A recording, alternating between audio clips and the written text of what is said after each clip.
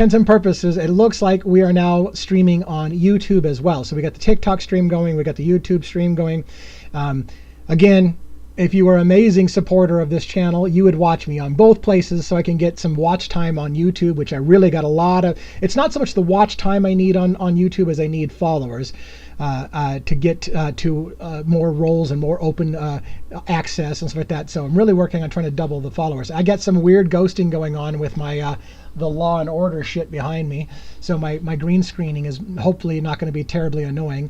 You won't see the green screening effect on the YouTube channel. So anyways, settle in. We got 1 or 2 minutes, about 1.5 minutes before we go officially live, and I'll get into all the things that we're going to cover tonight. It's going to be, I'm going to talk a lot.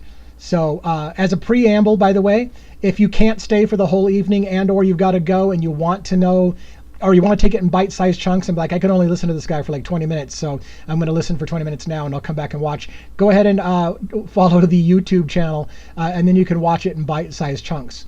When is the 30 days up on the motion? April 17th, I believe.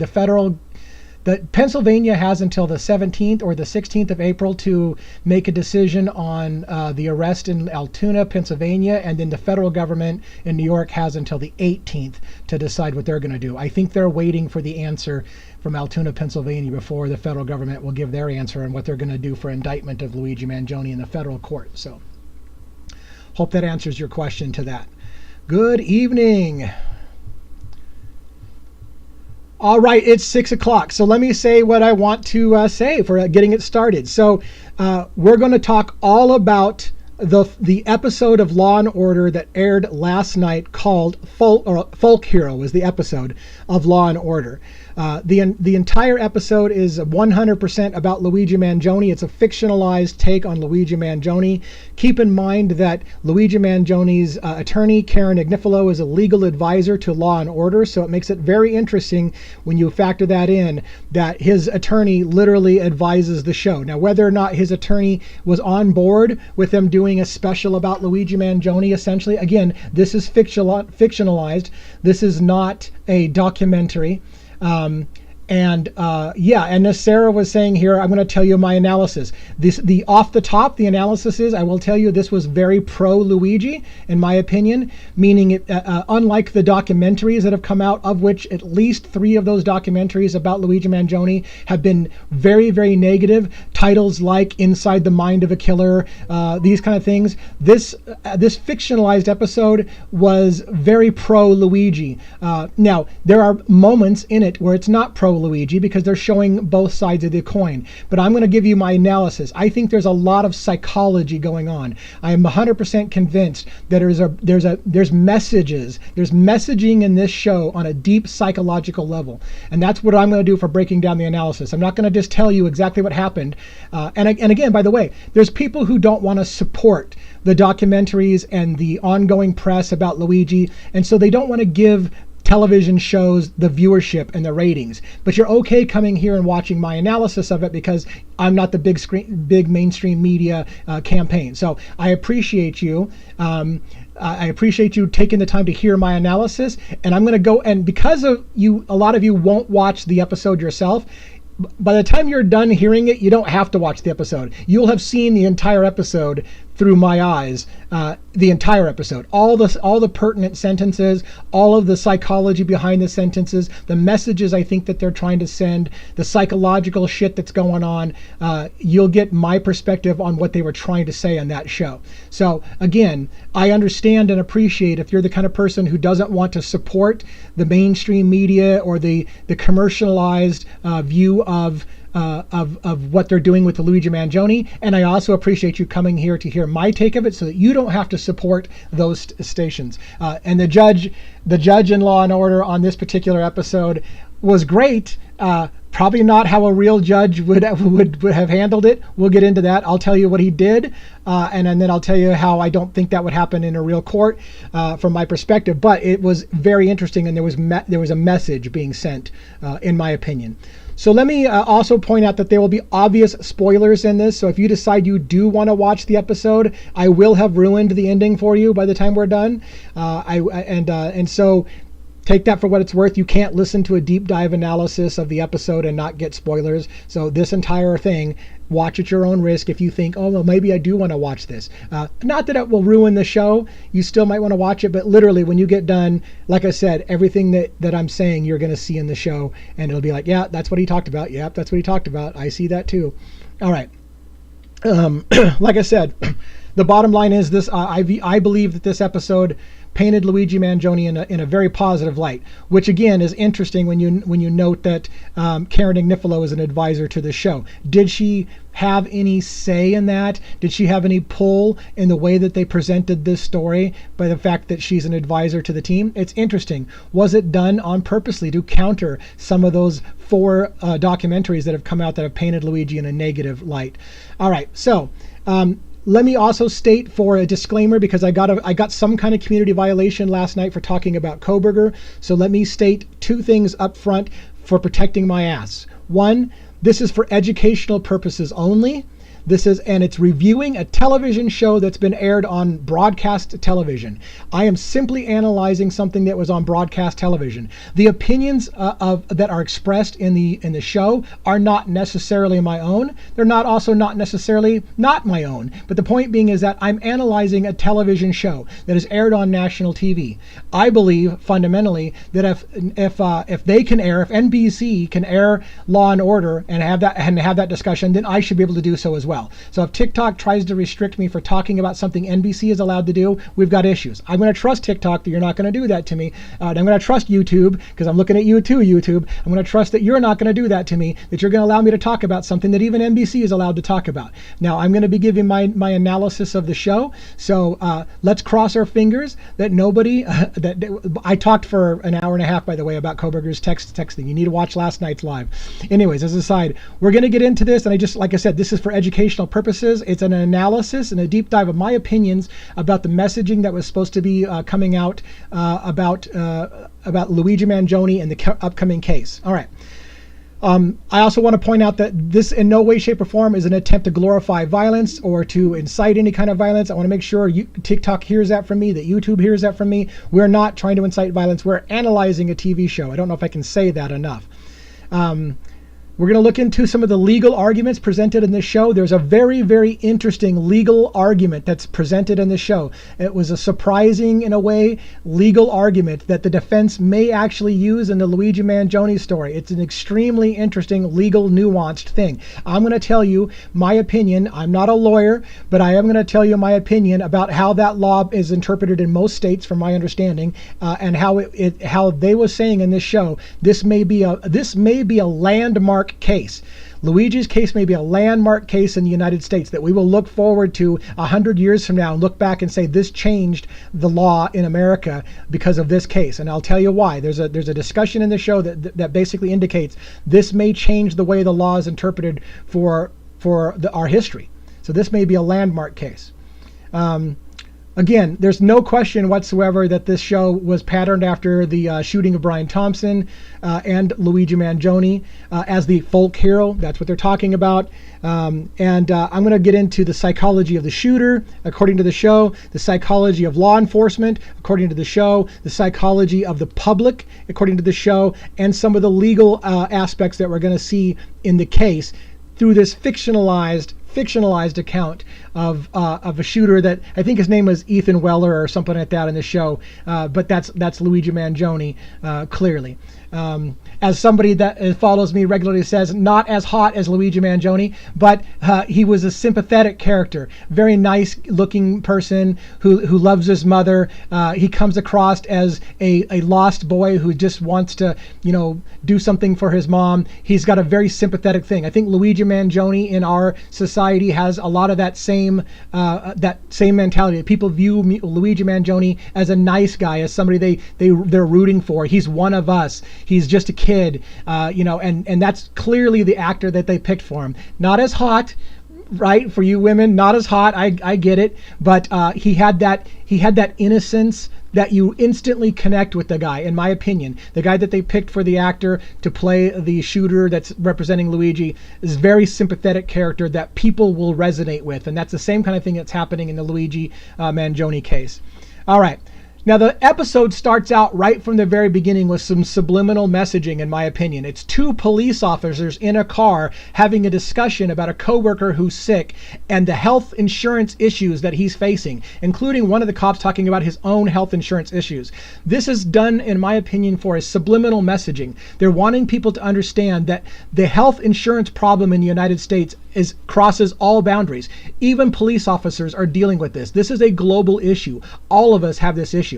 And so at the very beginning, you see two cops in a car, and they're talking about a coworker and how he couldn't get scheduled to have something done until 2028. So he was forced to sit in an ER room for 8 hours. And the other cop responds, "Well, that's just the game you have to play." And they're like, "Yep, it's the game you have to play." And then he talks about how his wife wants him to get some cutting-edge calcium scans on his heart, but it costs. It's free if it's in network, but it's not free if it's out of network. So now he's got to pay extra money because it's out of network, but his wife wants him to have it.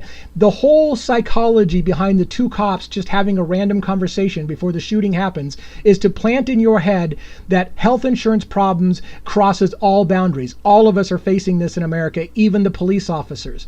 So that was some, I think, some subliminal messaging. It's also the start of showing that the show has a positive spin on this. They're showing this is a societal problem. We all have this same issue with the health insurance industry.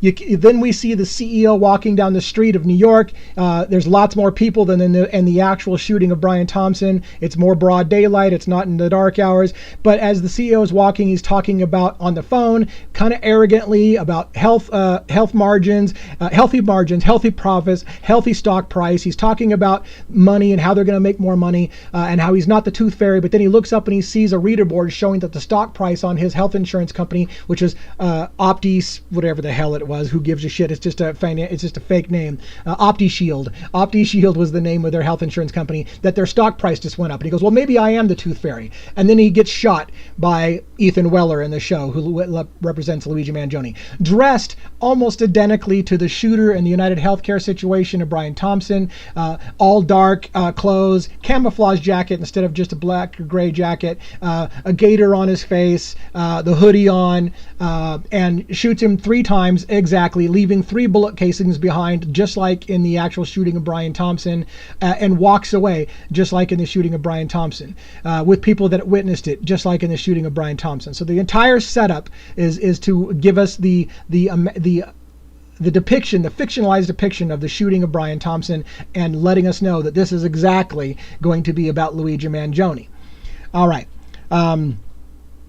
So let's go on. An eyewitness is then interviewed on the street. This eyewitness I thought was interesting. The eyewitness is waiting for an Uber, and she talks about the shooter. This is interesting. And she says that the shooter was there the whole time. So this is very reminiscent of the taxi driver or whatever that we all saw in the news, if you're following the Luigi Mangione case, where a taxi driver said, oh yeah, I saw him. He was there all night long waiting for Brian Thompson to arrive, kind of thing. And I saw this guy. This is a person on the street saying the same thing. Hey, the shooter was sitting here waiting. I saw the whole thing. And as soon as the CEO came into view, the shooter shot him. So I think they wanted to put some subliminal messaging in there to the taxi driver that the person waiting for an Uber sees him there the whole time, laying in wait for his victim. Then the Uber person, or the person waiting for the Uber, mentions that he just walked away, and the officers have this shocked look, like he just walked, because again, many of us thought, how calm, cool, and collected is the shooter of Brian Thompson that he guns him down in the middle of New York and then walks away. Yes, he jogged across the street, but essentially walked. There was not much panic and rush in this individual, and that led a lot of people to feel a certain way about, I used to hate that phrase, I feel some sort of way about it. Anyways, they would feel some sort of way about the fact that he calmly walked across the street. So in the show, they pointed out it too. They said, oh yeah, he walked away, and the cop's like, he walked? And you're like, yeah, he walked away. So then they start the chase. Now in the movie, or in the television show, they chase him on foot and catch him that very day. He doesn't go on the run for 5 days like Luigi Mangione allegedly did. I want to say allegedly, because we don't know for sure that Luigi Mangione was the shooter. This, of course, is going to depict that Luigi Mangione is the shooter. Well, Ethan Weller is the shooter. And they catch him that same day in the act of trying to shoot another CEO. But I'm getting ahead of myself. So let's continue on. So at one point they show as they're chasing down the shooter, he jumps on the back of a passing UPS truck and is hanging onto the back of it as it goes around a corner, and it looks very, very like slick, like he's a super fly, he's on the side of the thing, and then he jumps off that and he jumps into a van, and it's funny because one other person that I'm friends with on TikTok, right? Her name is Just Curious. I saw that she had the same thought. As soon as I saw him jump on the back of that UPS truck and move around, it looked like the garbage truck. I'm not the only one. Look, somebody else in the comments saw it too. First thing I saw to myself is it's the garbage truck scene. So if you don't know what I'm talking about, there's actual footage about a garbage truck, and there's a bike, supposedly the shooter on a bike going by a garbage truck. Some people believe that there is another individual who's dressed like the shooter inside the garbage truck. That whole scene, for some reason in my mind, planted a thought of just him on the back of that UPS truck, made me think of the garbage truck. And I'm not the only one. Look at how many people are saying they saw the same thing. Weird, right? There was no garbage truck in that show, but all of us caught it. There's some subliminal messaging shit going on in this show, I tell you. It's much deeper than people realize. So then the suspect jumps off of the truck and switches vehicle into a parked delivery van, and he steals a parked delivery van. Now, here's what's funny about that. They're showing how much this guy is such a nice guy. Because when he steals the delivery van, he leaves a note for the driver that says, sorry, profits over people. Sorry, I took your truck. and it's kind of like this guy, and the cops even looking like, who the hell is this guy? Like, he's leaving an apology note for stealing somebody's truck. He just killed somebody. He's a murderer. This is a bad guy. What do you mean he's apologizing and say, hey, sorry I took your truck, but profits over people? Later on, there's a moment when he's chased into a hardware store. And there's a family that's cowering, right? And the police come in and they're like, they think, did he hurt you? And they're like, no, he told us he was sorry for scaring us. And they're like, who the fuck is this guy? Like, what? How is he? Like, they want him to be a bad guy, and all he's doing is telling people how he's sorry he's stealing the car. He's sorry that he's scaring him. This isn't about the people, and that's what they're trying to show. It's the psychology. Luigi Mangione, if he's the shooter, is not about innocent people. He's not about hurting innocent people, and he wants to make sure. In fact, I want to side tangent a little bit.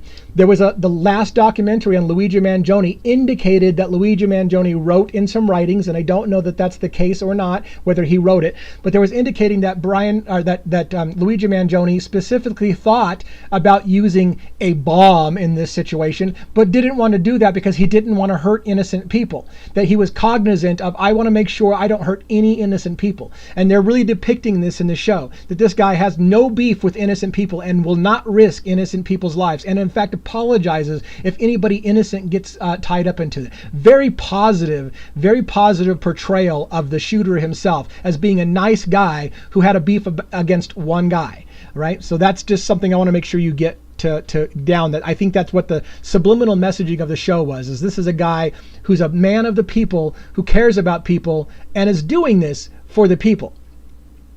So they even asked, the cops were like, well, did he take any of your money? And they're like, no, he didn't take anything. It was funny because they portrayed the cops for a moment as this guy had to have done something bad. He stole your money, right? He came in here, he did something violent. No, he was super nice and apologized to us and didn't take anything and just went out the back.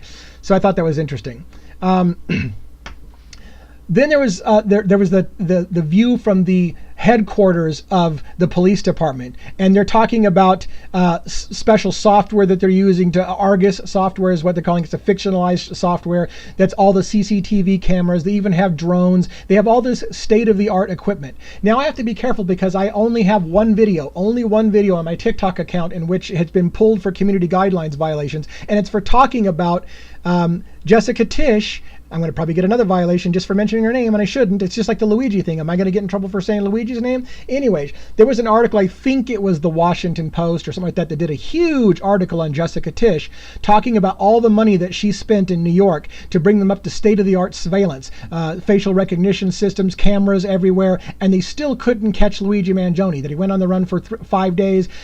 They were literally doing old beat cop things and sending cops knocking down doors and watching Facebook and trying to find profiles, because all the state of art shit that they had couldn't catch Luigi Mangione. And so that article was making a big thing about that, and how Tish was desperately trying to beat the federal government to arresting Luigi Mangione. She wanted to catch the shooter before the feds did, according to this article. For some reason, I got in trouble for pointing that out. I don't know where exactly I made my violation, but I got my video banned, and so I can't talk about that. Hopefully TikTok, come on, YouTube, come on, I can talk about Jessica Tish. But anyways, this show is, I think, bringing the same thing out. All the resources of New York City is all coming to bear, including all the state-of-art surveillance, and they're still having problems getting him.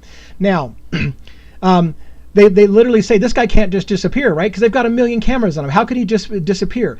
And so they start to look for the shooter. And so at one point, there's an officer that says, like the lead detective in the place says, we're going to have to start looking for the shooter in another way. And the question's asked, how? And this is by asking, who would want to kill the CEO of the country's largest health insurance company? And a person rolls their eyes like, and she's like, I know. And the subtle messaging is everyone has a beef with the insurance industry. So they're like, so they're asking the question again. This looks positive for Luigi Mangione. They're saying, well, we have to start asking our question: who would want to kill the CEO of a health insurance company? And the obvious eye roll is who wouldn't think about it? Who wouldn't think about that? Right? And so again, the show's painting Luigi not as this psycho killer who nobody would think of something like this, to more like, how many millions of people do we have to put on the list of possibilities because people have a beef with the insurance industry? So again, a very positive message coming out of that. There was another moment where they mimic the Starbucks coffee flirting situation, right? So there is a woman they got him on CCTV camera. They see him and he stops. He stops to talk to a barista, and they said, "What is he doing? Are they flirting?" And at some point he pulls down his mask for her and points to his face. And they said, "She saw his face. We need to go get her right now." And so the cops rush in, and there's a funny moment in the episode where the police come in and they say, "Hey, what did you give him?" And she's like, "Well, I gave him a water bottle, a water bottle, and I forgot a crumbone, like a crumbone, so like not a bagel. What am I trying to think? A muffin, right? So she's like, I gave him a bottled water and a muffin, kind of thing. And so they said, "Well, did you see his face?" And she's like, "Yes, I saw his face." And he's like, and the cops have this arrogant moment of, "Great, we'll get a sketch artist down here, we'll get a sketch, and we'll get his face plastered all over the city." And she's like, "Yeah, no, I'm going to have a hard pass on that." And they look at her like, what do you mean hard pass? And she's like, "I don't want you to catch him." And they're like, and so this moment takes place in the episode where the cops are flabbergasted. "You do realize he's a killer?" And she's like, "I don't care. I want him to get away." And it's so funny because the cops just are like, they can't comprehend the idea. Like, and they're like, he killed an innocent person. And she's like, "No, he's not." She's innocent. She says, "Not even close." So they said, "This man killed an innocent person. Don't you understand that?" And the barista says, "Innocent? No, not even close. If you ask me, this guy that you're looking for, he's a hero." And the cops just look like they're completely like, I don't know what to fucking do about that. Because they expect the public to think that this guy's a killer. And here she's like, I want him to get away. Hard pass. Not going to give you that. So I thought that was interesting. Again, psychology, they're showing that the public doesn't feel the same way law enforcement does. Law enforcement expects the public that they're just going to bend over backwards to help catch the guy, and the public is helping hide the guy. So, and let's see. Oh yeah, she even quotes the barista, says, like he said, people over profits. So because you should put people over profits. OptiShield is the devil, she said. You know that, right? They bankrupted my uncle's family when he got sick. So that was another precursor. There's a big moment in the show when they talk about statistics, about how many bankruptcies in the United States are because of health insurance issues. There's a really big moment. So that's what they call the Oh my gosh, what do they call that when they preload you with something in fiction? I should know this. I'm a fiction writer a little bit, but anyways, they're basically giving you a hint of something to come. So she's like, hey, they bankrupted my uncle. So all of this stuff was a precursor for a big moment in the show when they give some statistics that are factual, by the way. These statistics that they give in the show are not fictional. I looked them up and verified them. They are true, and it's stunning. And again, it paints the whole thing in a completely different light.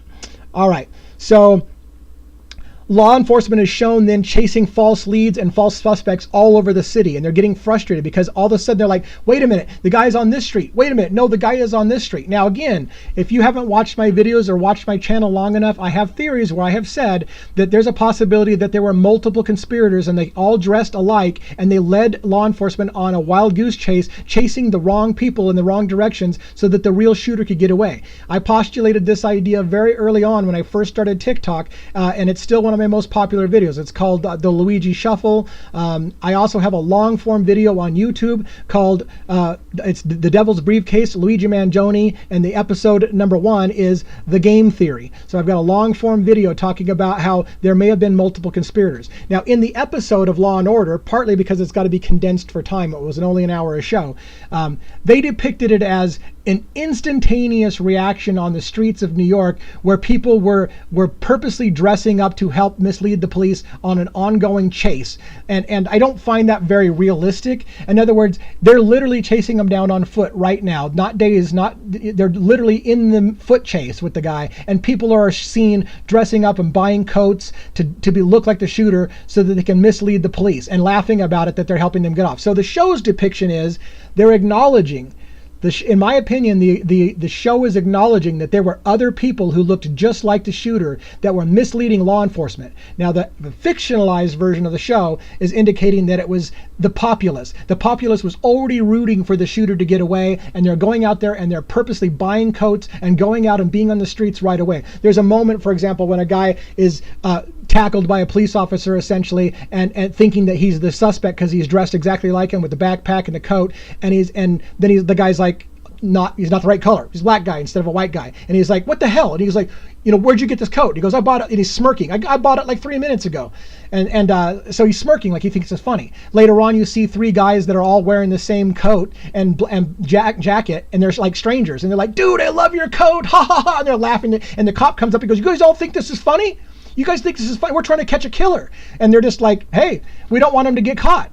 So they're depicting it in the show as the populace is immediately rallying behind the shooter and helping hide the shooter, helping him get away from law enforcement. And again, law enforcement is depicted at this time as being flabbergasted that the public would let a killer get away and taking steps to actually hide the killer.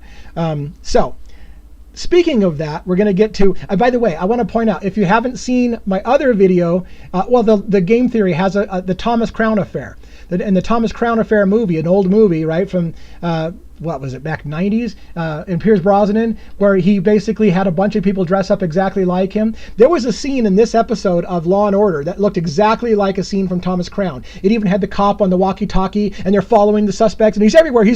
There's one over here, there's one over here. It's like it's the Thomas Crown Affair, 100% reenacted. I got a clip of that in my long-form video. If you haven't seen it, you might want to check it out, or watch the movie Thomas Crown Affair for that moment, although it's kind of a spoiler now, right? So, anyways, and then at one point, the cops are talking about, they're furious about how the public's helping them. And one of the cops inside the headquarters says, apparently this is a thing. And another cop says, yes, this is their I am Spartacus moment. Now, I don't know that you all know about the history of I am Spartacus. So Spartacus was a real figure, a slave that was enslaved by the Roman Empire back in like 70 BC, and there was a movie in 1960 by Stanley Kubrick that basically had the phrase "I am Spartacus," and that's what they're referencing. The psychology. Now listen to the psychology. This is what they're saying is the population is having an I am Spartacus moment. The scene, if you're not aware from I am Spartacus, is that a slave led a revolution against the Roman Empire, against the tyranny of the Roman Empire.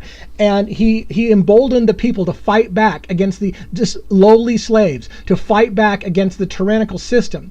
And at some point in the show, when the Roman Empire is putting the squeeze on and they're trying to find Spartacus, and they're basically telling people they're going to put them to death if they don't give up the name of Spartacus, random people in the audience, basically start to stand up. I am Spartacus. No, I'm Spartacus. I'm Spartacus. And the idea is that no one's going to give this guy up. And that people would literally take the fall for the guy because he's connected with them in such a powerful moment. So again, the psychology is this guy has galvanized, and they even use that word later on, galvanized the public so much that this is the I am Spartacus moment. People will literally go take the fall for the guy because they believe in his movement, kind of thing, right? So Denzel Washington has a movie filmed in 2002 about Spartacus. I haven't seen that one. All right, so they briefly discussed the question about whether or not it's right to let a murderer go free in order to stand against the system. The answer from the mouths of law enforcement in the show, apparently if it's a wealthy insurance executive, it is. So they're kind of mocking the idea, but they're like, are people trying to say that it's okay to murder somebody? And then the answer is, well, apparently if it's a wealthy CEO of an insurance company, then I guess so. Because that seems to what people are saying. That in this case, maybe it was okay. So there's a lot of psychology at play here. All right. Then the wife of the CEO is interviewed, and she's stunned. She's looking at social media. The wife is in the police station. She's looking at social media, and she's stunned. And she's like, there's people online that are celebrating this guy. What the hell's wrong with people? And the answer to that is it's a very complicated thing right now. And so again, they're depicting in this show the two sides, the law enforcement side of this is the law that was broken. How can anybody know that this is anything but a murder? And they're like, it's complicated. It's more nuanced than you think. This is a bigger issue than you think. It's not just about a murder. There is something bigger going on. So that's the whole psychology of this entire episode. So then the wife is asked, is there anybody you can think that would want to kill your husband? Now, in the real Brian Thompson situation, his wife answered, yes, my husband has received death threats. In the show, they focused on a very specific scenario, one that I don't believe necessarily has any tie to Brian Thompson in the real story. And again, sometimes they have to abbreviate things, but it does tie in peripherally to real things that happened in the case. So let me explain.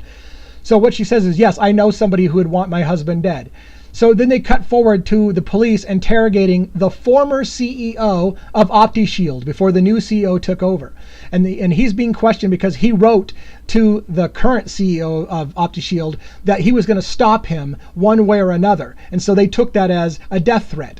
Now, what it turned out was the issue, and this issue is very real to what happened in the United Healthcare situation, is that according to the former CEO in the fictional story, OptiShield had created an AI software to help automate the system of approving and denying claims for health insurance. However, the problem was, according to the show, that when the AI denied insurance coverage, it was 85% inaccurate. It was falsely denying claims 85% of the time. This is very accurate to what's going on in the real world. United Healthcare was increasing their denial rates higher and higher, and they were using an automated system to deny claims. And the whole book that came out, deny, defend, delay, and those words are out of order, was also featured in this episode. But the idea is that was their tactic, is to deny people more claims and make more money. And so the fictionalized version says, this software was created and they discovered that it was 85% wrong when it denied people. However, the CEO didn't care at all. In fact, he viewed it as a good thing for profit margins. They were making more money because they were denying people more often. And so that became the crux of why he said, I want to stop you one way or another. The subtle messaging that they're getting through in the show was that this really happened. AI was really being used to increase the number of denials so that the health insurance company could make more money and profit off of it. Those things are all real. That really did happen. So they're using a fictionalized story about how that happened, but it's actually hinting on the real situation. So continuing on. So this was super interesting. So as they're interviewing this guy about the software, they said, well, why didn't you just put it on the shelf or whatever? And then he makes a comment. He says, the cop asks, if the company is making people, he goes, so you're saying that the insurance company is making people fight back to get approved what they're already entitled to get? Again, this is very positive for the Luigi Mangione story. They're basically saying, are you telling me that health insurance companies are forcing people to fight for things that they're legally entitled to have, that they're supposed to be covering? And the answer to the former CEO is, most people don't know they even have the right to appeal. And secondly, we're a $350 billion company. When we fight back, people just give up. And so it was a disgusting moment, but it's letting you know the show is sympathetic. The little guy can't fight. All of us cannot fight the insurance industry. They have more money than we can ever imagine. They will deny us, and they will give us no opportunity. They don't even tell you that you can fight them. And when you do try to fight them, good luck fighting a $350 billion industry. It can't be done. So the show is showing this is a rigged system, and the people are fed up with it.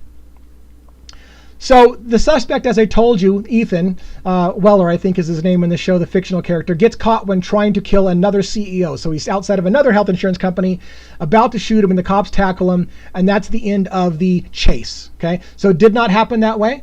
We know it happened differently in the real story, but this has to be sped up and fictionalized. We can't cover it over days and all the stuff that happened in the Altoona arrest, but we're going to get to the Altoona arrest in this story, in this fictionalized thing, just in a different roundabout way.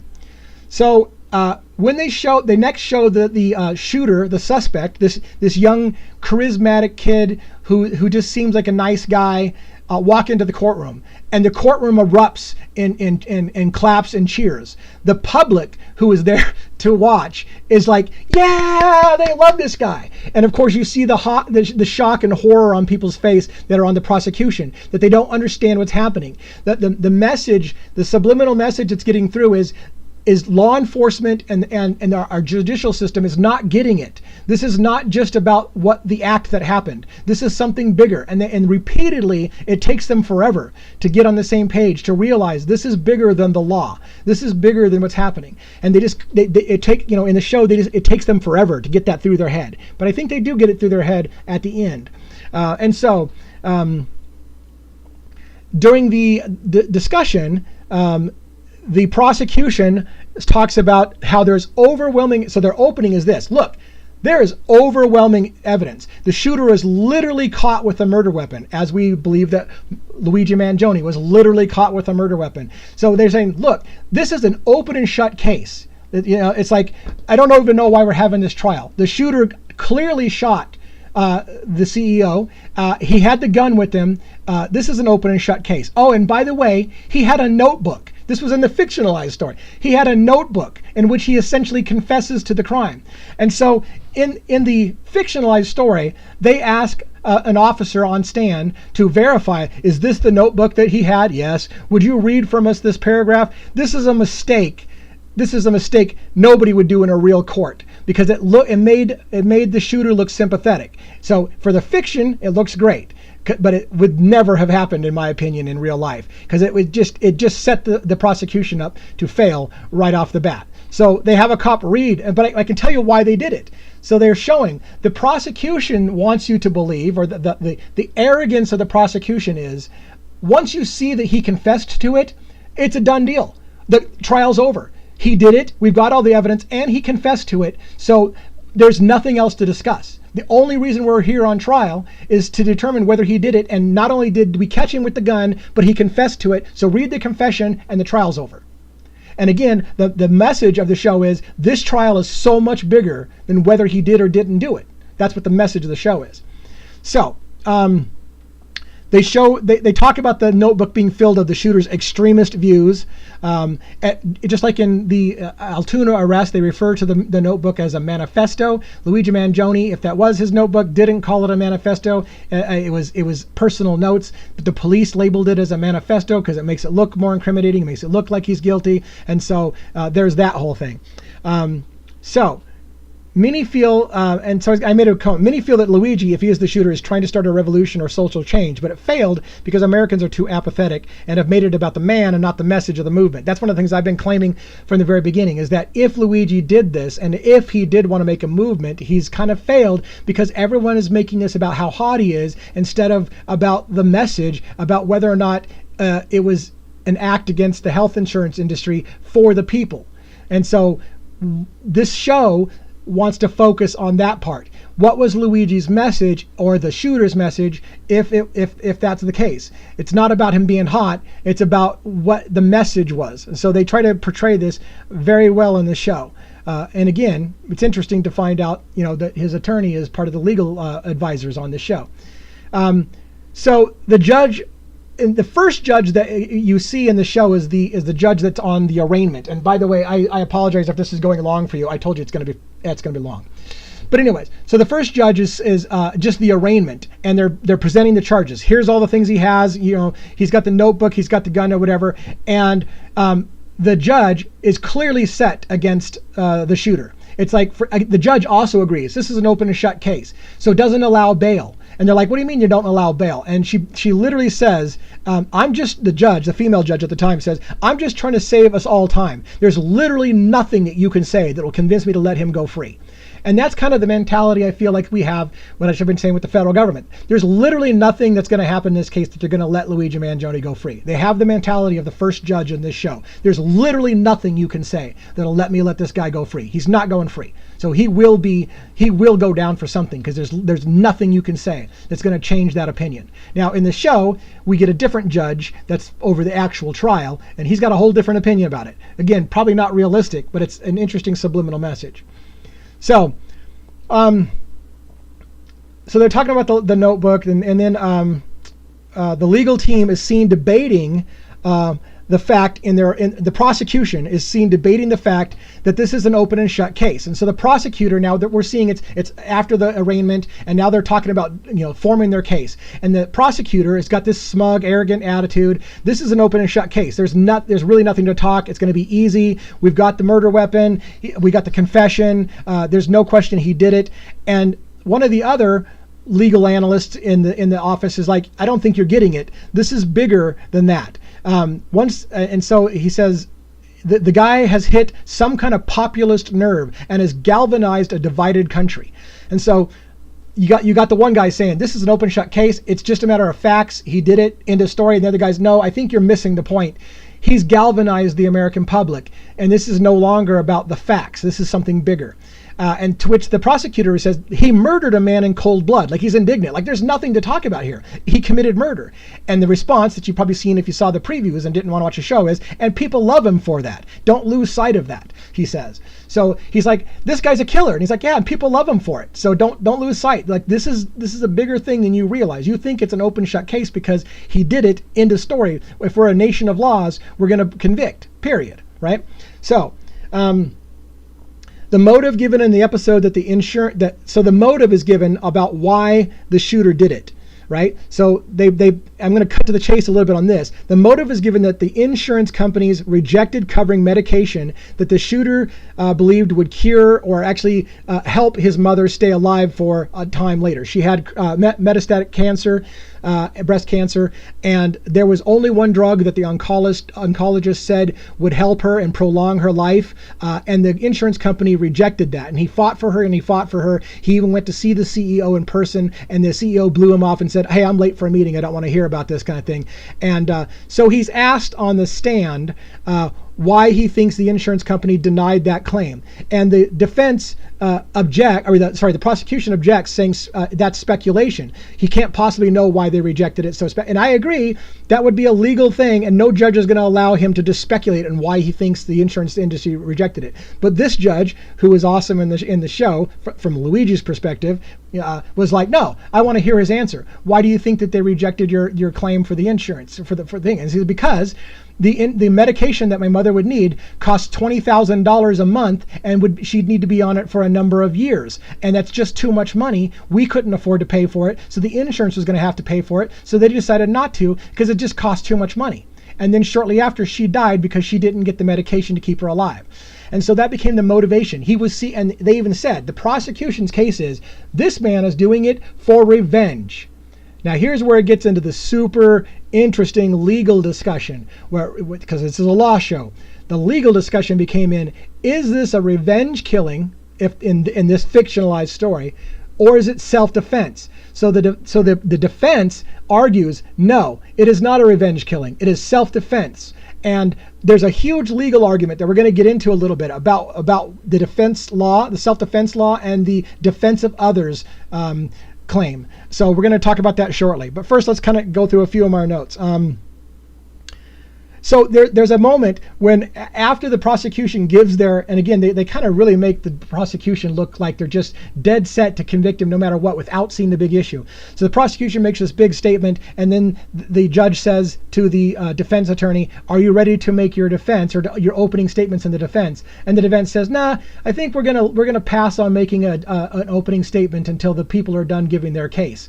And there's this shocked, stunned look on everyone's face in the prosecution, like, what do you mean the defense isn't going to go? And what do you mean they want us to continue to build our case before they give a rebuttal? And the messaging is that the defense team is letting the prosecution hang themselves, because the prosecution is so gung-ho on it's just the facts. I can prove to you that he killed the man, and that's all that matters. And like, yeah, go ahead and present the whole thing, because we're not arguing he killed the man. We're not going to argue it. So go ahead and spin your wheels all day long telling us how he's the guy and he killed him, whatever, because we're not even arguing that. So that's the way they presented it in the story. So at one point, when she doesn't give the defense, they start to speculate. Well, what is she doing? What is the defense doing? The only thing she could possibly be doing is she's going to hope for an insanity plea, but she can't do an insanity plea because we're going to prove the guy knew exactly what he was doing and planned it out methodically. So there's no way she can go for the insanity. So we're trying to figure out what the hell is she doing. So it's a really interesting take, because they're like, and it harkens to the real case, because we have to ask why Karen Agnifilo keeps giving extensions to the prosecution. Why every single time, instead of forcing the prosecution to indict Luigi Mangione, and they keep asking for an extension of time, why does she keep granting him more time? A lot of people are asking, but it's kind of portrayed in this episode as, no, go ahead and make your case, because she's got some kind of ace in the hole, something that they're not thinking about, because they're so gung-ho on the facts speak for themselves. This is a done story, right? So, and they say that they've never seen this tactic before. It's a brand new tactic. So what is she doing? I don't understand what the defense is doing. So there's a moment when they're talking about the arrest, and so they ask the law enforcement officer, did the shooter know that he was being arrested? Did he know that you were in law enforcement? And the officer says, yeah, we were in plainclothes uniforms. We had our badges. We announced ourselves. He knew he was under arrest, and he ran, kind of thing. And they said, well, why would he run? And he said, well, I guess if you don't want to get arrested, you're going to run. Now, here's the irony. This is hearkening to Altoona, Pennsylvania. Officers also arrived at McDonald's when Luigi Mangione was there, and they were in plainclothes, or not plainclothes, they were in their street uniforms with badges and identified themselves as police, and Luigi did not run. So the subtle messaging is, a guilty person, or a person who wants to get away and doesn't want to get caught, is going to run. Luigi didn't run. He didn't run at all. So unlike this shooter, he had nothing to run for. So that was like the subtle messaging, is like, hey, look, this guy ran, but Luigi didn't run. And so they want you to kind of make the connection, I think, that, hey, police officers showed up in uniform to Luigi, and Luigi did not run. All right. So I think it's a subliminal messaging that's going on there, if you follow my logic on that. So then they have this officer read from the notebook. This is that smug moment. And I want to read you exactly word for word. I have typed down word for word what was written in Ethan's notebook which harkens very much to things that they say were written in Luigi Mangione's notebook. So let me read it word for word. And I'm going to tell you, I have verified these statements. They're not just fictional statements. I'll even add a couple of pieces more to the statement. Here's the quote that they read from the notebook in the court of law on Law and Order, written by the shooter. Americans spend $3.7 trillion last year on healthcare. And what did they get for it? 2/3 of the bankruptcy in this country are because of medical expenses, because somebody got sick and they needed help. Every time somebody gets sick, the insurance company loses money. Rather than help, they hide. They delay, they deny, they defend. Their business model is to profit off of human pain. Now it's our turn. I love my country. I'm not a violent man. But history has shown that every inch of America is soaked in blood. It was won at the point of a gun. That's why patriotism has always looked like. It's always looked like that, he says. That's what it looks like. Fighting for each other for a more perfect union has never been easy. It won't be easy this time either. But I'm prepared to live with my the consequences of my actions. Now, I want to verify. This is not a fictional statement. $3.7 trillion? Yes, that was what we spent on healthcare last year. 2/3 of bankruptcies in this country, in the United States, are because of medical issues? Yes, that is a fact. I had to prove to TikTok that I'm real. Uh-oh, shit, I failed once. Failed twice. Oh God, I get to stay here. Whew. I have to do this little slider test to prove that I'm really here on my live, and I just about failed it. Woo!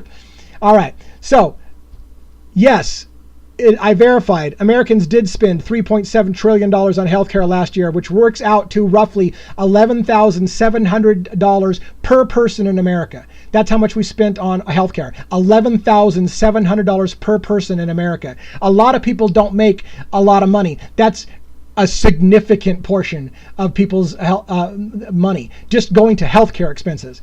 And this is more, I found out, than any other country in the world by a long shot.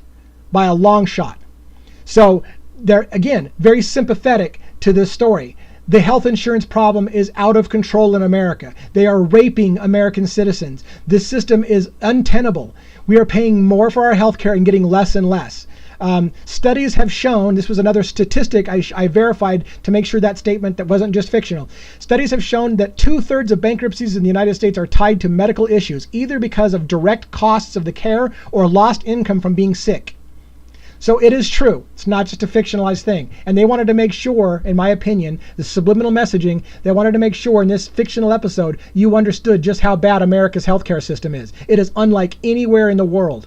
We are getting screwed in this country by wealthy insurance industry that is out of control. So, and the jury is shown during this entire time as acting positively and thoughtfully to this emotional appeal. Again, it's funny because the prosecution is all like smug, like, see, right there, it's a confession. Don't you hear it? He's confessed to it. And they're missing the big picture that the public's like, yeah, fuck that. Why are we paying? Why is everybody going bankrupt in this country for medical expenses? And the prosecution's just not getting it. They're like, yeah, he signed a confession. And people are like, and it's just like the entire episode is about the arrogance of law enforcement and the legal system of thinking that this is not a bigger issue, that this is not about whether or not one man killed one man. It's a way bigger issue. And so the prosecution seems smug, and they show the defense is giving a chance to rebut.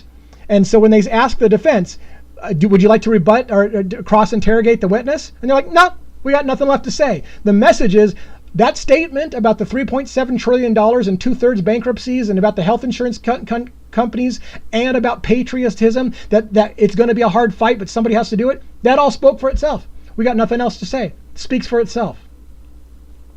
So that was another subliminal message that was pretty big. So the defense's opening statement, when the defense finally gives an opening statement, because they didn't rebut that witness, but they give an opening statement, starts out like this. We agree with everything pretty much that the prosecution just said. There's no question Ethan Weller shot and killed Logan Andrews, which was the fictionalized CEO. But there is a reason that he did it, and it's a legal reason. This is the kicker. This is the premise of the legal fight in the show. So again, the prosecution wasn't ready for that. They look shocked when she says, yeah, you're right. He did. Our guy did kill the CEO of the healthcare company. And they're like, all right, this is a done deal. And she's like, no, but there's a legal reason he killed them. And they're like, what? So this is where it gets super weird, right? So she says, there's no question Ethan Weller shot Logan Andrews. He was trying to save lives. Trying to save lives. This is the self-defense argument. I happen to know from Washington State, and a lot of states I know are similar, but I didn't look up the New York law because I ran out of time. But I'm suspecting it's very similar. If you're a gun owner, for example, in the United States, and I don't want to get into the whole like everybody hates guns, whatever, but if you're a gun owner, you start to learn about these rules about self-defense. You have the right in America, in most states, if not all, but if most states, to not only defend yourself from bodily harm, and if you need to, you can shoot somebody. If they're coming at you with a knife to kill you, you can shoot them. You can also, and this is the part that people don't realize, in America, if somebody is killing somebody else, if you watch somebody beating his wife with a baseball bat and he's going to kill her, you can shoot that man and kill him in the process of killing his wife. You are allowed to save another human being if you watch a murder happening right in front of your face. Now, this starts to get the legal argument that's super weird, because in the show, as she presents the idea that what this shooter did was an act of self-defense, basically the prosecution and the defense go, we need to go to chambers and talk about this shit. And there's a big legal fight that happens behind the scenes. And this is where the judge is super like, wouldn't you be nice if we had a judge like this? Probably never going to happen like this. But what the argument is that the defense points out that other lives are in danger, that the healthcare system is literally killing thousands of people, and that this man believed that by killing the CEO, he could help stop the deaths of other people. So it was an act of self-defense. The prosecution says, that's bullshit. It has never worked that way. That's not how the law was intended. And the gist of the long fight in the show was that the judge said, I agree with this statement. That's not how the law was intended to be used. However, if we can apply the law that way, that's for the jury to decide, not for you to decide. So the judge was like, yeah, like I've never seen this defense. I've never seen the defense that you can save lives by killing somebody, but it was done this way. But you know what? That's for a jury to decide. This is why I say this can be a landmark case. Because if they ever do this, if they actually do the self-defense argument that Luigi did it, but it was a matter of self-defense because he was trying to save lives, it's never really been done before that somebody's tried to do that. And if it stands up, if a Supreme Court upholds that was self-defense, it'll change the laws in America forever, which will scare the shit will scare the shit out of people at the top everywhere, because it's basically saying if you can prove that you've got some justification that you're saving other people's lives, then it might fly. So the question is this going to become a landmark case where so in the fictionalized show, the judge is like, I'm willing to hear this out. Will a jury decide that was self-defense? So that's the super, super big takeaway from this show. So the defense points out Logan Andrews, that's the CEO, the fictionalized CEO, caused the deaths of thousands of innocent people by denying their legitimate claims. Thousands of more were about to die or are going to die because Mr. Andrews' callous disregard for human life. Ethan Weller killed Logan Andrews before Mr. Andrews could kill again. That was the statements that they made in chambers. She's like, look, people are dying, they're in the process of dying, and that man will continue to be responsible for killing people as long as he's CEO of the company and allowing the claim system that rejects legitimate claims and makes it so that people can't afford to fight back and therefore will die. So he's killing thousands of people, and therefore it's not revenge, it's self-defense. So the lawyers fight this issue over in chambers. The judge basically agrees to let the jury decide, and that's the big kicker. Then the CEO, then a group of CEOs, and I cringe. Look at me. I'm an stodgy old white guy. What they showed was 3 stodgy old white guys who are heads of CEOs, all freaked out. Are you saying that we're all mass murderers? That because we run health insurance companies, we're all I feel shame. I'm a stodgy old white guy. I'm not wealthy, so don't pick on me and don't shoot me, please. But the point being is that these old guys, these stodgy old rich guys, wealthy guys who are like, well, are you calling us mass murderers? And they made me cringe. I'm like, I'm so sick of these people. I'm so sick of the wealthy that just have this arrogance about them that, oh, are you trying to say that we're mass murderers? That's kind of what they're saying. Right. So, and they're basically, you're saying that we could be hunted down like we're a bunch of pheasants. And so it was just a really weird moment in the show where they're just like, they're depicting the worst thing that we all hate. The rich white guy who's got the arrogance of like, and they literally said, there was a line in there that this was sick. Oh God, I got to find this line. He basically said something to the effect of, are you telling us that somehow we should be, here it is. He says, so what, we're going to be all, the healthcare CEOs, we're all on trial now because we have the audacity to make money for our shareholders? It was such a disgusting moment. It was just this attitude of, we're just making money. So what, we're bad guys because we're making money for our shareholders? It's like, again, how much are you missing the big picture? That's what this whole episode is. How much are you missing the big picture? Because it was just disgusting. Oh, well, what are we guilty of? The audacity of making money? Yeah. If you're killing people to make money or indirectly killing people to make money, it seems kind of disgusting. Anyways, so there was that.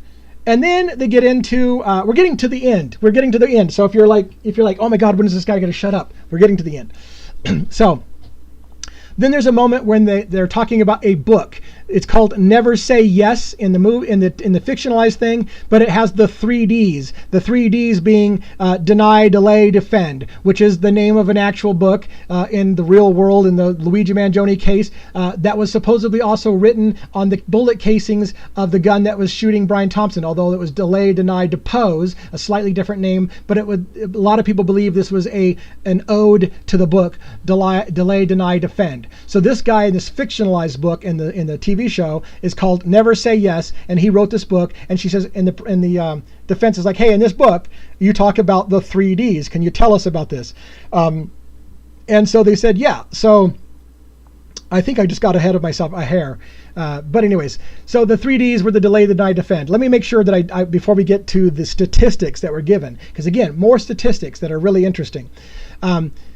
There's a moment when the prosecution is actually doing studying from the book, Never Say Yes, and he's shaking his head as he's reading. This book is insane. And another person counters and says, yeah, it's a bestseller, and people are angry and they're looking for anything to justify their rage. So there's a big focus on the book, right? So the prosecution's saying that's a slam dunk, so there's a big fight that happens. Yeah, so there's a big fight that happens in the prosecutor's office. This was another big moment in the show where they're deciding to go all in on their tactic rather than take a plea deal. So there's a moment in the show where they said, hey, look, the defense is willing to take a plea deal. And the arrogant prosecutor is like, screw that. There's no plea deal here. We've got him dead to rights. We got the weapon. We got him. We see him doing it. There was witnesses. We got a signed confession. There's no way in hell she gets a plea deal. No way in hell. And so they have this fight about it. And so again, somebody tries to appeal to the logic. This guy is a folk hero. And so the prosecution replies and says, you know what, this whole folk hero status, it's social media nonsense. It's just noise. It's all going to pass. So again, they're dismissing all of us on TikTok talking about it, all of us on YouTube. It's just social media nonsense. It's just garbage. These people are nuts. A jury's never going to see it that way. And so let's proceed, because any jury in their right mind is going to convict. That's just social media fluff. So, and then he points out again, the real victim in this case is the CEO, his wife, and his kids. And someone counters, the entire country is the victim. So again, it's the arrogance of I'm going to make this about one guy. It's one innocent guy, and that's who we're on trial for. And I've said it before. To be fair, I've said it before. The court system's never going to allow the health insurance industry to be put on trial. That's what I think a lot of people want. A lot of people want this to become a bigger discussion about the health insurance industry as a whole, but it's never going to happen. No judge is going to allow this to turn into putting the health insurance company on trial or the industry on trial. And unfortunately, it's going to be like this prosecutor did. It's going to be about the one man. Did somebody shoot that man or not? End of story. We're not putting the health care system on trial. If you want to do that, sue the healthcare system and have a different trial. But this trial will not talk about the health. So again, the fictionalized thing is talking about a scenario that I don't know that they can get into the court system. They're going to try, I bet. Karen Agnifilo may try to get this to be a fight about, and to be fair, I know I'm rambling at a million miles an hour. To be fair, the O.J. Simpson case became about race, right? It became about racist cops. It was supposed to be about whether O.J. Simpson killed Nicole. That was it. End of story. It's not about anything else, but it became about corruption in the L.A. Police Department. So in a similar way, this case is all about the shooting of Brian Thompson, but it's going to try to become something bigger. It's going to try to be a discussion about the healthcare industry as a whole. So there's a point made in the trial that where the prosecution says, and I'm not taking any guests right now, by the way, so I got an invite there. The prosecution arrogantly says, let's just assume that the CEO was consumed with the idea of maximizing profits. That's not only legal, it's required of someone in a job who runs a company like this. So there's just that arrogance of like, he didn't do anything illegal. So I, even if he was over profits over people, who cares? That's his job. That's his job. So, and again, it's like you're missing the big picture on this thing. And then someone counters that attitude with the shooter's mother's death was so tragic, to which the prosecutor dismisses that the shooter's death was tragic by saying that's just a business issue. That has no legal bearing on this case. His mom dying is a business issue. It has no bearing on this case. And again, it's just the prosecution is depicted the entire time as having absolutely no clue of the bigger issue. It's always about, what are the facts? Did he shoot him or not? End of story. Done. We're done. There's nothing else to talk about. Did he shoot him or not? So there's a point made where they said this groundswell anger didn't just happen overnight. It's been brewing for a long time. People are tired of being beaten down by the massive corporations, tired of being told, no, we're not going to pay for that they just need to be healthy all the time. Meanwhile, your premiums keep going up. Some of these people are sitting on the jury, I guarantee it. Do you really want to take on the risk that a killer could walk? So that statement was made by somebody in the prosecutor's office is saying, look, you need to consider taking a plea deal because somebody's on your jury right now who's going to say that the healthcare system is broken and they're tired of it. And I guarantee you there's people on your jury right now who think that way. Take the fucking plea because you're going to lose this case. And the guy's like, nope, end of story. We've got him hands down. We're going to go all the way. I'm not taking any plea on this thing. So the prosecution refuses the plea idea and they go forward. And he's confident that the jury is going to follow the law. He goes, the jury is going to follow the law. So when they see that he shot him, it's going to be an end of story, whatever. And so the counter to that in the show is, while I admire your optimism, I don't necessarily share it. Let's be very clear. We need a conviction. So they're like, we want you to plea because you're going to need a conviction because I don't think that you are seeing it clearly. So then the defense brings in the author of Never Say Yes. Where am I at on time? Good Lord, I talk a lot, don't I? You don't have to see the show. I just gave you an hour and a half of the show. All right. The defense brings in the author of Never Say Yes. The 3 Ds are discussed: delay, deny, defend. And he says that these words define the insurance industry's business model. And the defense asks him approximately how many people have died based on this business practice. Now, this is where it gets completely fictional and not realistic. So the guy, the prosecution objects about the number because it's a fictionalized number. The guy, it's just statistics, and he's like, I object, and he should, and it would probably be overruled. Not in this fictional story. The judge is like, no, I want to hear it. What are the statistics? And so the guy says that based on the statistical model, the number of people who have died because of the health insurance denial of claims practice is 46,456 in this year. So the defense clarifies that many have died due to the policy, that meaning, and she clarifies, meaning if we didn't have the policy of the denial of claims, there would be 46,456 more people walking around today, alive today. And of course, the prosecution's freaking out. Hey, that's bullshit. You can't speculate on how many people will be walking around. And I agree that shit's never going to fly in a court of law, but it makes really good fiction. But the point being is they're putting in your heads. They're putting in your heads. How many people would be alive today if you didn't do this? Therefore, by extension, how many people did he kill because he allowed that process? Therefore, you're busting everyone's balls about how this guy's a mad killer. Mad killer. He killed one guy. 46,000 people were killed by the tactics of denials of claims. So how many people would be alive today if he didn't have that happening? So that was a big, powerful moment in the show. And so the defense clarifies that people would be alive, this would happen. And then they said, meaning, this is the quote. I already gave you that quote, never mind. This argument would never happen, like I told you. Then the prosecution counters. It's impossible to determine if someone might live or die based on the policies of an insurance executive. And so the counter on it. The counter is on a case-by-case basis. This is what the book guy says. So the prosecution says, I'm sorry, I'm all over the place. The prosecution says, hey, that's ridiculous. You can't possibly give a number like 46,000. It's impossible to claim whether these people would be alive or dead and put a number on it. It's like, yeah, on a case-to-case basis, you can't say that. But statistically speaking, it is possible to come up with a very reasonable estimate based on statistical probabilities. And he talks about all the mathematicians and the shit that they did to come up with the numbers. And he basically says, yeah, you're right. On a case-by-case, I can't prove that Susie would be alive today, but you can say that with rough estimate, 46,000 people would be alive today if it wasn't for the denials of claims. I don't think this was hold up in a court of law. It makes great fiction.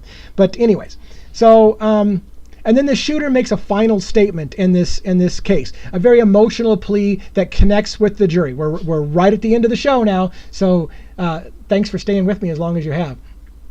The shooter's final statement is on the stand. Thousands of people have died because of this, so I chose to do something about it. If I didn't, even more people would be left to die. I wasn't going to let that happen. I chose to fight for all the hardworking people who got kicked around by these corporations. I did this, and I will accept whatever punishment that you think is appropriate. And he looks at the jury, and the jury makes this kind of like, eye to eye, kind of like, yeah, like you did this for us kind of thing. And it's like a very powerful moment. But again, is that shit going to fly in a court of law? I don't know, because the court of law is very factual. It's about, did you do it or didn't you do it? But this is how they're presenting it in the fictionalized thing, is that he's going to connect. The shooter is going to connect with the jury that even if he did it for the people. He did it to save lives. And so therefore it was an act of self-defense. And so there's a moment when the prosecution is waiting for the jury to come back. So the show ends with the jury's verdict, right? So the spoiler, the jury comes back with the show ends with the jury's conviction. And before the jury comes back, the prosecution's on pins and needles and they don't know what to do. And they're like, I think we're screwed. Like, because the jury is asking these questions. Can we acquit if we don't believe that even if we don't believe the CEO that actually killed anyone? So now they're talking about the jury wants to do an acquittal. Everyone's heard, if you've followed Luigi long enough, everyone's heard about the idea of an acquittal or what's the word I'm looking for? Basically, where they say not guilty. It's not guilty verdict. Even if he's guilty, they're saying not he's not going to be tried. They're not going to convict. Sorry, he may be nullification. Fudge. Thank you. I say it all the time. I just mind blanked on it. So jury nullification. All kinds of mainstream media has been talking about jury nullification, which is the issue of saying, yeah, he did shoot that guy, and we will not convict. That's essentially an acquittal or jury nullification. So they're hinting about this in the show, that a jury may say, hey, can we acquit even if he did it? That's the subliminal message. Can we acquit even if he did it? That's the message it's getting out on that. And then they also ask the question, does the person being saved in a self-defense case by the defendant's actions have to actually be present at the time of the shooting? So they're asking, what about this idea that he saved other people's lives? Do they have to be standing right beside him in order for him to save their life? Can he save someone when they're not directly right there in imminent danger? So the jury's asking those questions, and it freaks them out. And now all of a sudden, there's a discussion about having the judge dismissed. That judge needs to be tossed out. This judge has allowed this trial to go to shit. This jury's about to come back and acquit our guy. We need to toss the judge out and retry this case. So that discussion happens. And then the show ends with the jury comes back. And the jury's about to deliver their case, and the juror just basically does the whole, we, the jury, find, and they said they find the defendant, and then the show ends. Does not give you a verdict. So it's left for you, the watcher, to decide how would they have gone. How would they have said guilty? Would they have not said guilty? So it was a lot of subliminal messaging in that show. A lot of deep stuff. It's funny because I know a lot of people watched it and they said, the show really had nothing in it. I don't know. I thought there was. The show ends with no verdict. The show literally wants you to decide for yourself how it's going to go. She starts to say, we, the jury, find the defendant, and then the show goes dark into show. So, thoughts. Any thoughts, questions, comments? That's it. That's all I've got tonight. I guess I didn't do as bad as I thought. I thought it was an hour and a half. I'm an hour and 11 minutes. Shit, I didn't do nearly as bad as I thought. So, yeah. That's all I got for tonight. I wanted to give you my review. Again, I think that people who didn't want to watch the show, I understand why you don't want to watch the show. And I respect your decision for that. But again, because I cover these things and I like to analyze things, I wanted to give you my analysis, and that way you don't have to support watching them, but you can still get my breakdown and my thoughts on the matter and what I think that they were trying to do. So I appreciate you guys hanging out with me. Sorry I blanked on nullification. I forgot all about jury nullification. I don't know why that word slipped out of my head.